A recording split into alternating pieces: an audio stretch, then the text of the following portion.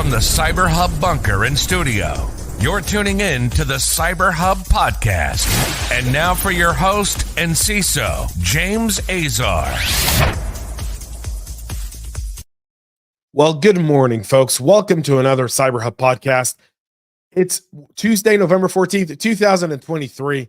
For some reason, my voice, there's this bug going around. I've been speaking to a lot of people who go, yeah, there's this bug going around. And every time I think I'm over the hump, this bug likes to remind me that it's still around. So good morning, everyone. We're live on your favorite social media platforms like YouTube, LinkedIn, Twitter, now X, Twitch, Rumble, and Facebook and Instagram. Thank y'all for tuning in this morning. We've got a very, very busy show for all of y'all today, so we won't take too much. What you're seeing on the screen is our Substack. You can go check it out. Very exclusive content available there as well.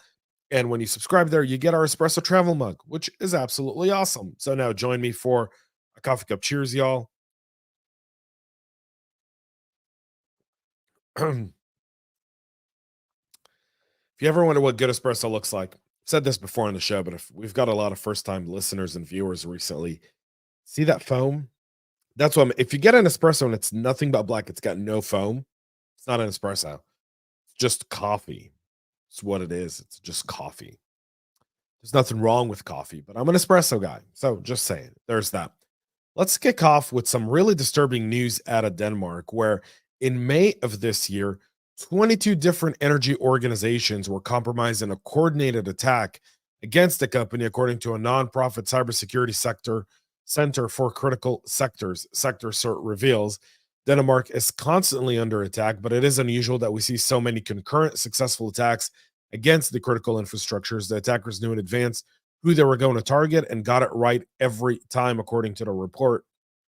As part of the attacks, the hackers exploited multiple vulnerabilities in the Zixel firewalls for initial access, executing code and gaining complete control over the impacted system. On May 11th, they targeted 16 Danish energy organizations in attack exploiting CVE 2023-28771 that has a CVSS score of 9.8, and it's a critical OS command injection in the Zixel ATP, USG Flex, VPN, and Zywall USG firewall that came to light in late April. The attacker then successfully compromised 11 organizations, executing commands on the vulnerable firewalls to obtain device configuration and usernames. A second wave of attack observed on May 22nd involved new tools of exploitation for 2 new zero-day vulnerabilities in the Zixel devices. So there's that. They also note at least one of the attack it observed was an activity associated with Sandworm, a Russian state-sponsored APT group linked to the GRU. That's the essentially CIA for Russia. In SectorCert 3 years of operation, they've never seen signs that these APT groups have attacked Danish critical infrastructures. These activities tend to be reserved for goals that the states they work for want to disrupt due to various political or military consideration. So this is significant for all of y'all watching. Coordinated attacks at this level shows you just how well prepared state actors are in terms of targeting critical infrastructure, essentially setting everything in panic. Because here's the deal, and this can't be underestimated. All right, and I say this because complacency equals disaster. It equals chaos. And in these cases, these critical nation states like Russia, China, and Iran, in their goal to really switch around world order a little bit, and this isn't a conspiracy thing, it's a stated goal by China. They want to become that, right? Their goal, their eyes on Taiwan, isn't really part of a one China policy. It has very little to do with that. Their goal on Taiwan is to control 90% of the semiconductor manufacturing in the world. And if you control that, you control the world. You do. Everything has a semiconductor in it. Everything. Almost every single piece of computing has a semiconductor device to it. That's why there's the act that President Biden passed. This targeting of our critical infrastructure is significant. They test this. The Russians have been known to test this in the Ukraine. They're now doing it in Scandinavian countries like Denmark, like Sweden, like Norway, like Finland. And they're going to continue to do it because they see them as NATO threats to Russia. And in the event there was ever to become a global military or cyber conflict, that's a great way to distract the government. And I'll tell you something, our governments are not prepared to handle a military conflict with an attack on critical infrastructure simultaneously. There would be pure chaos. Last week, we reported Mr. Cooper experiencing a cyber attack. Now they've come out and I said that customer data was exposed in the breach that they experienced several weeks ago on October 31st. The mortgage loan giant noticed that it's still investigating the nature of the compromise, and data will be provided, affecting customers with more information in the following weeks. Mr. Cooper does not store banking related information to mortgage payments on their systems. So they're saying it's probably not banking information that's there, but it could be social security numbers, addresses, balance of loans. You can imagine all those things there as well. Any liens, stuff like that are on a property would all be available. Mr. Cooper, formerly Nation Star Mortgage, is a mortgage lending company headquartered in Dallas, Texas. They've got around 9,000 employees. So there's that there as well. Iran continues on the offensive with aligning with North Korea, Russia, and China. And now the latest one is the targeting of government entities in the Middle East as part of the new phishing campaign designed to deliver a new access downloader dubbed Ironwind. The activity, which was detected between July and October, has been attributed by Proofpoint to a threat actor under the name TA402, also known as Gaza Cyber King, and shares tactical overlaps with pro-Hamas hacking crews known as APTC-23 or Arid Viper. When it comes to state-aligned threat actors, North Korea, Russia, China, and Iran generally reap the lion's share of attention, according to Joshua Miller, senior threat researchers at Proofpoint. However, TA402 is a Middle Eastern APT group that historically has operated in the interest of the Palestinian territories, has constantly proven to be an intriguing threat actor capable of highly sophisticated cyber espionage with a focus on intelligence collections, coinciding with the use of Ironwind, or constantly updated to its malware delivery mechanism using Dropbox links, XLL file attachments, and RAR. Now, I want to bring something here. First and foremost, we now know from the Shabak, the Israeli version of the FBI, in their investigation of captured Hamas terrorists, that several of the elite units trained in Iran. It'd be incredible not to believe that Hamas has got some sort of cyber operation center within Iran in order to target and support the Palestinian cause. If they cared about Palestinians, they'd surrender by now and they'd release all the hostages and then give the Palestinians the ability to recover without them, and they would run off like the rats they are, hiding in their tunnels, finding somewhere else to do so. These specific attacks are targeting Middle Eastern governments, and again, this could be part of a, Hamas knew what they were going to do on October 7th. They may have been leading up with intel. They may have been targeting governments in order to potentially have access to see that once they've orchestrated the attack, kind of what the sentiment is within some of the Arab neighbors of Israel, especially considering the fact that as of right now, it's a lot of lip service, but very, very little action. A few weeks ago, we talked about the BiBi-Windows malware. It's now been expanded to also attack targeting Linux system and cyber attacks aimed at Israel. This has been dubbed the BiBi-Windows wiper by BlackBerry. The wiper is the Windows counterpart of the BiBi Linux wiper. Sorry, it was the Linux. No, it's the Windows. I got that wrong there. Let me stand corrected.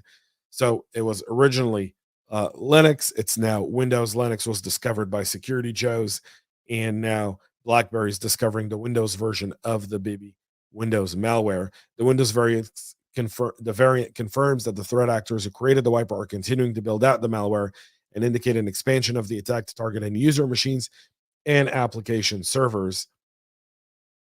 Slovak cybersecurity firm is also tracking the actor behind the wiper under the name BB Gun, noting that the Windows variant bb.exe is designed to overwrite data in the user directory recursively with junk data and append the bb.file name, besides corrupting all files with the exception of those with an exe or DLL or sys extension. The wiper deletes shadow copies of the systems, effectively preventing victims from being able to recover their files.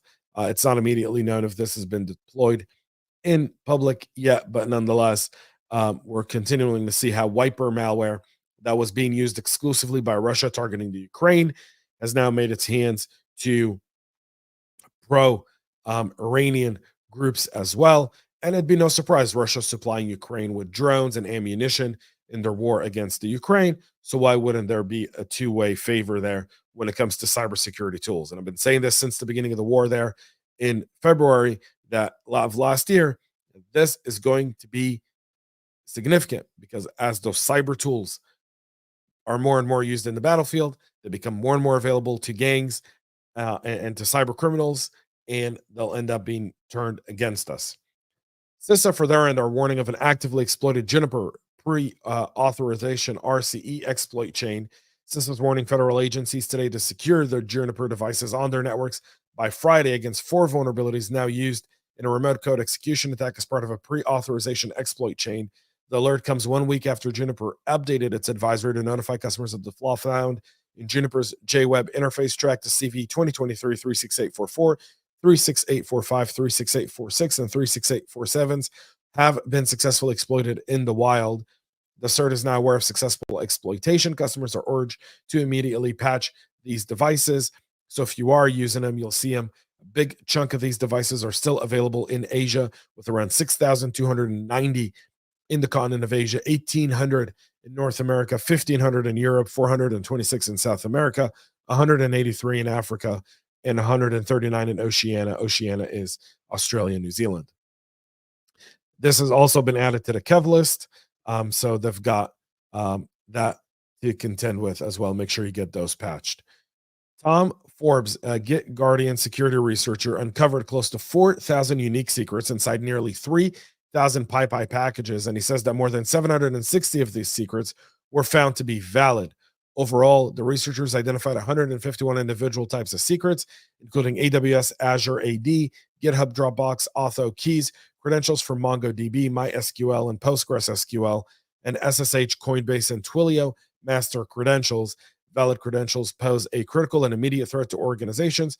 Threat actors can exploit them, and validating leaked secrets become crucial in incident investigation. According to GitGuardian, while they were able to validate less than 800 credentials, it does not mean that the other leaked credentials are invalid. Only once a secret has been properly rotated can you know if it's invalid. Some types of secrets, GitGuardian is still working towards automatically validating, including HashiCorp Vault tokens, Splunk authentication token, Kubernetes cluster credentials, and Okta tokens. The security firm also notes that the number of secrets leaked in PyPI packages has increased over time. And again, this kind of goes to the idea. Why are you not examining these packages before you're putting them out there? It's so critical to do this. It's the basic of AppSec. It really is. Scan your packages. Make sure no secrets are visible. If they are, go back, hide them. Kind of basic, life cycle stuff that is not so basic and continues to be a challenge for many, simply because we're lacking focus and more on that on our Substack this week. Finally, the FBI says the Royal Ransomware Group has asked 350 victims to pay $275 million in ransom. They've started operating since at least September of last year. In an update to the original advisory published in March with additional information discovered during the FBI investigations, they've noted that the ransomware operation is linked to more than $275 million in ransom demands. Royal has targeted about 350 known victims worldwide. So Royal conducted data exfiltration and extortion prior to encryption, and then published victim data to a leak site if it wasn't paid. In March, the FBI and CISA first shared indicators of compromise and list of tactics. So there's that as well. It's got some Conti links, but obviously these guys are not messing around as much. That's it for our show this morning. We'll be back tomorrow, 9 a.m. Eastern, live right here on your favorite podcast listening platforms and social media channels. You can also catch us on Google Play, Apple, Spotify, and anywhere else you find your podcast. Make sure to subscribe, give us a 5-star rating, share. And if there's any stories you want us to cover, anything at all, stuff that you see, you can contact us on our website at cyberhubpodcast.com. You can do so by going to our LinkedIn page. All stories are kept anonymous. Obviously, we don't not reveal our sources. So there's that as well. Thanks, y'all, for tuning in. Have a great rest of your day. And most importantly, y'all, stay cyber safe. We love feedback, so make sure to connect with us on social media and subscribe to our podcast on your favorite podcast listening platform.